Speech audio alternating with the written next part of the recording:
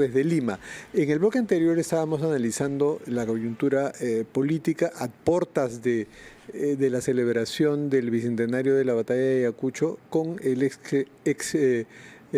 premier Pedro Cateriano. Y ahora vamos a hablar con José Eliche, que es un personaje muy importante tras bambalinas del poder, porque ha sido oficial mayor del Congreso, conoce muy bien los poderes y ha sido secretario general de la presidencia. Y también saltó a la escena como ministro del Interior. Entonces, José Eliche, tenemos mucho que conversar contigo. Y lo primero que quería preguntarte es si sientes que estamos en exceso judicializados, y esto es un serísimo problema, pero es inevitable porque nuestros gobernantes y nuestros políticos han perdido valores, la capacidad de contener ciertas debilidades e incurren en actos que hacen inevitable que el debate político esté pasando por nuevas investigaciones preliminares contra una presidenta de la República, como aquella que se acaba de originar por el caso de su cirugía. Sí, buenos días, Fernando. Buenos días, Carlos. Gracias por la invitación. Buenos días. Y bueno, y gracias por la presentación. En realidad no siento ser más importante que un ciudadano, sí que ha tenido alguna experiencia importante en el Estado, pero básicamente un ciudadano que está preocupado por su país, ¿no? Bueno, lo que tenemos es, ya lo sabemos, ¿no? Política excesivamente judicializada a veces y justicia excesivamente politizada a veces, ¿no? Y una gran confusión institucional. No, pensando un poco en que ayer se conmemoró el Día de la Institucionalidad que se instauró a raíz del golpe torpe fallido de Pedro Castillo. Entonces, y de lo que deberíamos hablar mucho realmente, pienso, es de institucionalidad. Utilizamos la palabra institución, pero no entendemos qué cosa es o qué cosas son las instituciones y qué cosa es la institucionalidad, que realmente la necesitamos. La institucionalidad es un marco no solamente legal, ¿no? sino también de carácter cultural, que nos permite, digamos, acotar la conducta tanto individual como colectiva, ¿no? Para, digamos, lograr estándares de convivencia que tengan que ver con una situación de paz, una situación de orden, ¿no? Y una situación y también procesos de progreso, digamos, de nuestra sociedad dentro de ciertos marcos y objetivos. Pero no lo estamos entendiendo así. Y estamos asistiendo ya desde hace algunos meses, y por qué no decir años y quizás décadas, a un proceso constante, progresivo, de debilitamiento y destrucción de nuestra institución. Perdóneme, señor Eliche, pero quienes no lo entienden así son las autoridades, ¿verdad? Que habría que especificar y directamente señalar. Totalmente, esa es una desgracia. Y las autoridades también, entre otras responsabilidades, pienso yo, tienen la de, digamos, compartir o hacer entender a la gente, al pueblo, qué cosa es la institucionalidad y cómo así nos puede servir y nos debería servir.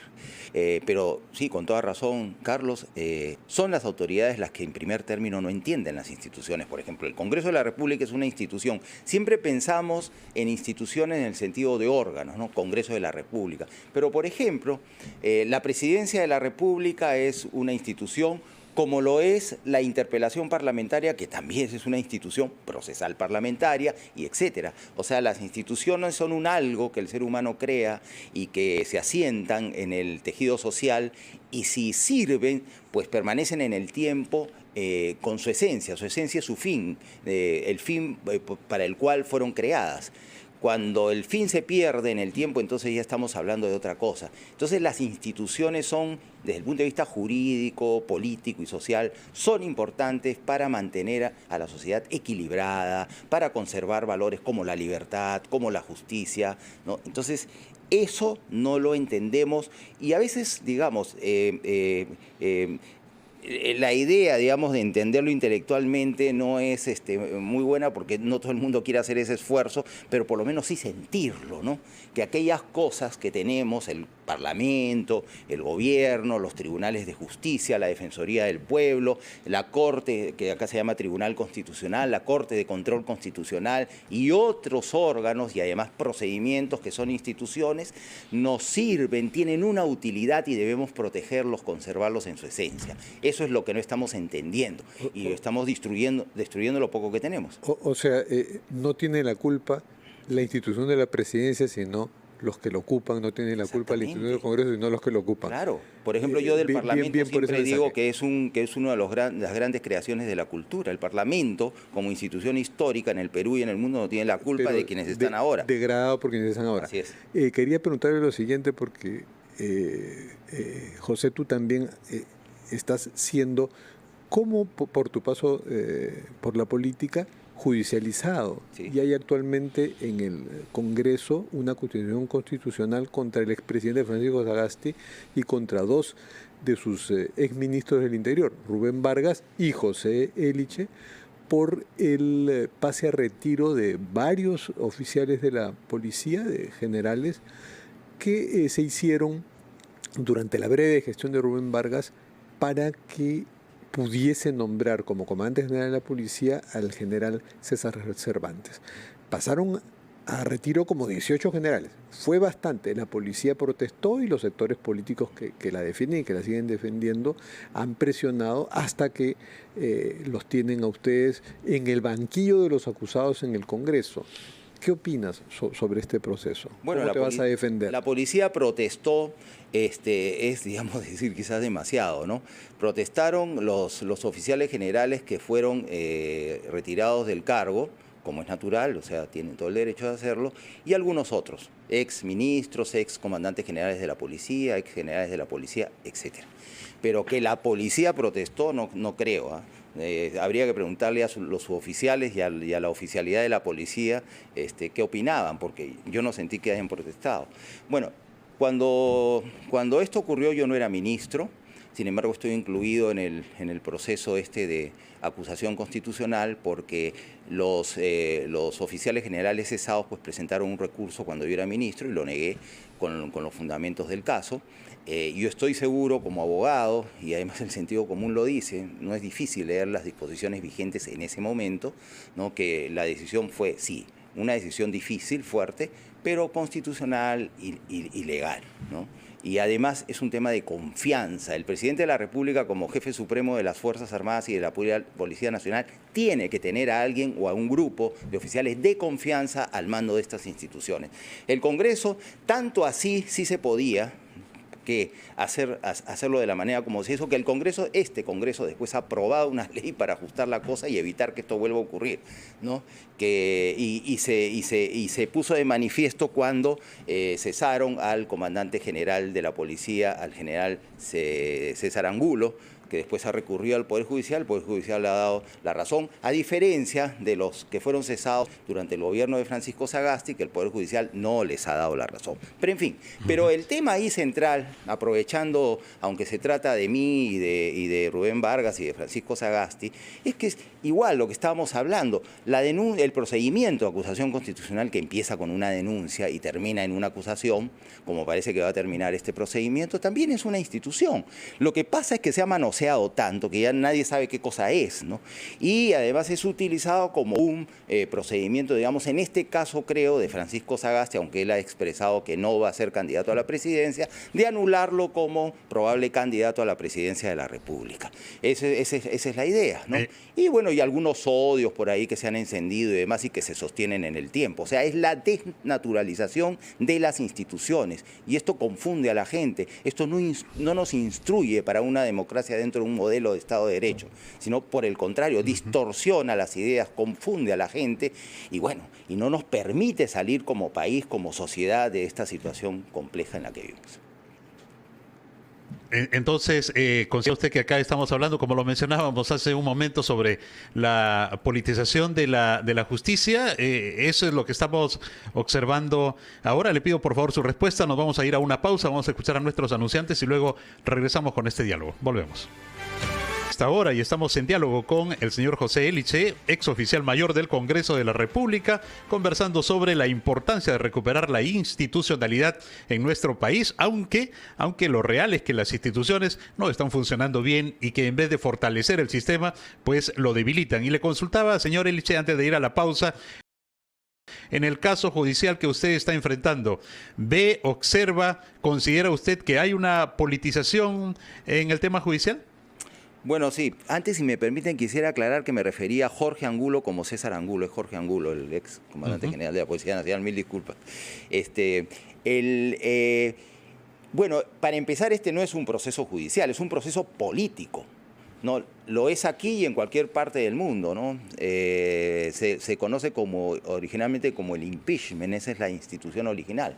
Entonces, que es el procedimiento mediante el cual el Congreso puede realizar un antejuicio político a las más altas autoridades del Estado. En la mayoría de países solamente es posible al presidente de la República. Bueno, en el Perú hay una bolsa de altas autoridades que pueden entrar en este procedimiento. Entonces hay decenas, no sé si cientos de denuncias constitucionales contra fiscales supremos, jueces supremos, defensor del pueblo, todo el mundo, ¿no? Y por supuesto ministros, exministros, congresistas y demás. O sea, acá siempre exageramos todo, queremos tener todo y al final lo que tenemos es a veces casi nada.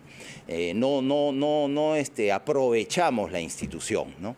Entonces esto empieza con una denuncia, es un antejuicio político. Digamos que estas altas autoridades tienen ese privilegio y en el derecho parlamentario se le suele llamar el privilegio del antejuicio, porque el resto de ciudadanas y ciudadanos pues directamente van a los tribunales, ¿no? En cambio, alguien que ha sido ministro, quien ha sido presidente y otras cosas, tienen el privilegio de que el Congreso, antes, desde el punto de vista político, es decir, poder frente a poder enfrentados, evalúe la conducta de un funcionario o exfuncionario y si es el caso, o sea, si ha lugar, como dice la Constitución y la tradición, a formación de causa y así lo aprueba el Congreso, pues ahí recién van a los tribunales de la justicia común, pero ciertamente al más alto nivel de estos tribunales. Es decir, en mi caso, en el caso de un expresidente y de estas altas autoridades, pues son fiscales supremos y jueces supremos quien ven el caso en forma directa,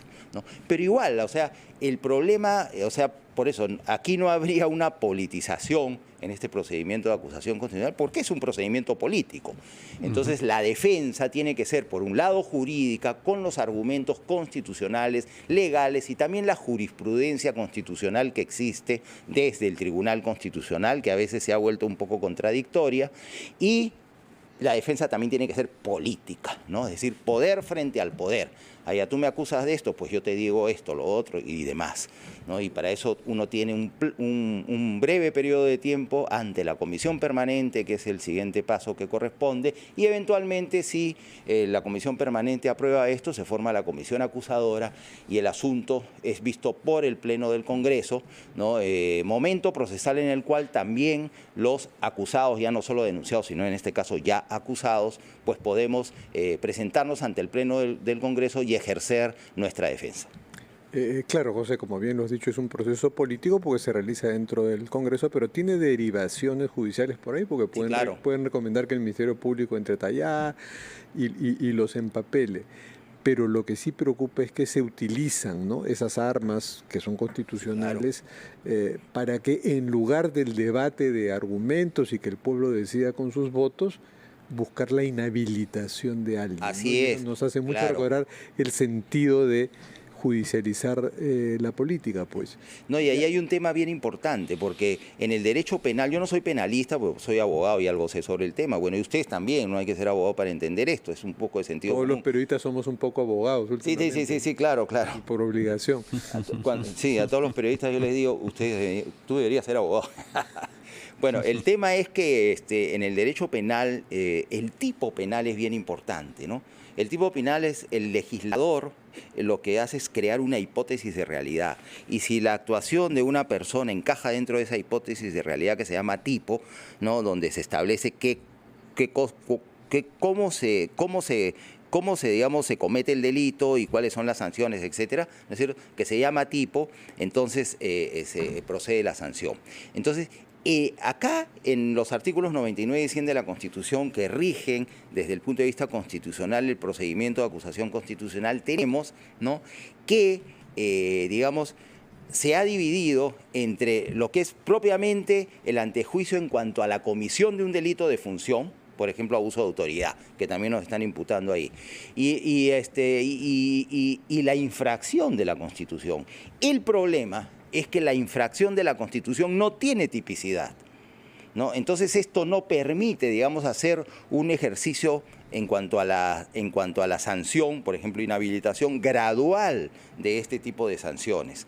Y esto ya lo ha dicho el Tribunal Constitucional de manera reiterada, pero claro, a Sagasti 10 años y a otro señor 2 años, Claro, es decir, no hay una gradualidad, ¿no? Como bien lo dijiste, el objetivo político es inhabilitar a un 10 posible años. candidato que, Sí. que se la pasa diciendo que no lo va a hacer. Así es. Inhabilitar al Quijote Sagasti, como lo bautizan acá los chistosos.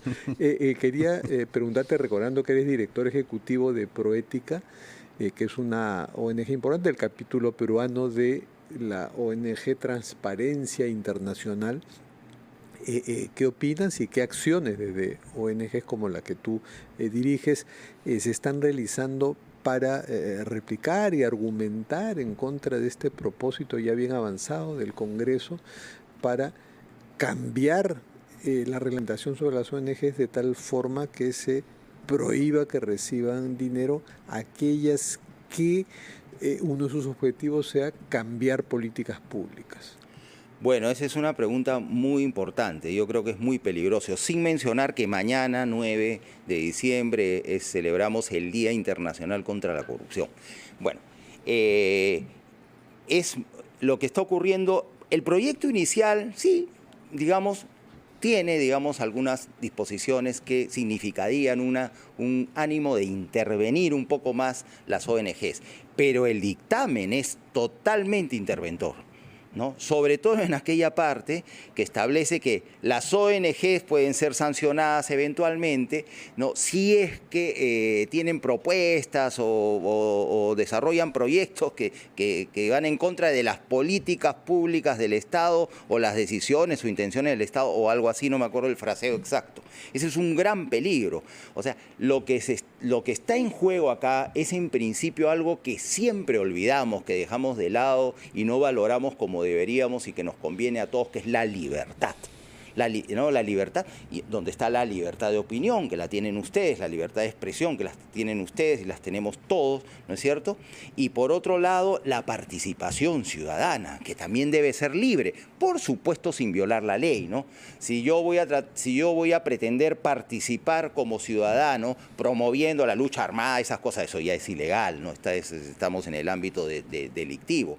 Pero debe ser lo más libre posible la participación ciudadana, opinando, actuando dentro del marco de la ley. Pero acá se pretende introducir reglas que le permitirían al Estado, a través de la APSI, intervenir a las organizaciones de la sociedad civil, conocidas como ONC, que son organismos, digamos, no lucrativos de intervención social que se conocen de toda la vida y existen en todas partes del mundo, y por supuesto tienen una cuota importante en facilitar la participación de la gente que opina una u otra cosa o de diferentes aspectos de la vida social que le interesan de manera colectiva y hasta individual. Entonces, no lo entendemos. Entonces, ¿de qué democracia, de qué Estado de Derecho estamos hablando? Esto es un paso más, digamos, a este estado de cosas donde no nos estamos dando cuenta de lo que hablamos al principio, del resquebrajamiento de la sociedad y de la pérdida de valores, en principio, el más importante de todos después de la vida, que es la libertad, ¿no?, que debería irradiar y digamos, orientar todas las decisiones que se tomen desde el Estado. Ahora, señor Elich, quería consultarle también antes de, en estos últimos minutos, quería consultarle respecto a lo que está ocurriendo en el Congreso de la República sobre la moción de censura contra el ministro Julio de Martini en medio de denuncias por Jali Warma. ¿Considera usted que hay una justificación seria o tiene esto un trasfondo político?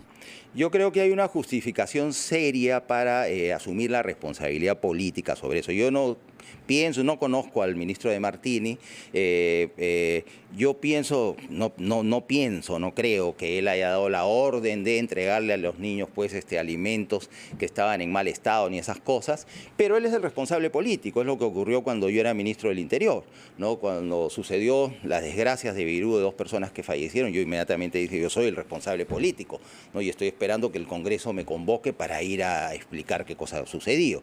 Y esto es así, ¿no? Él debe asumir la responsabilidad política y quizás una forma de hacerlo es decir, es haber dicho en su momento, yo soy el responsable político y esto no se va a quedar así y vamos a resolverlo.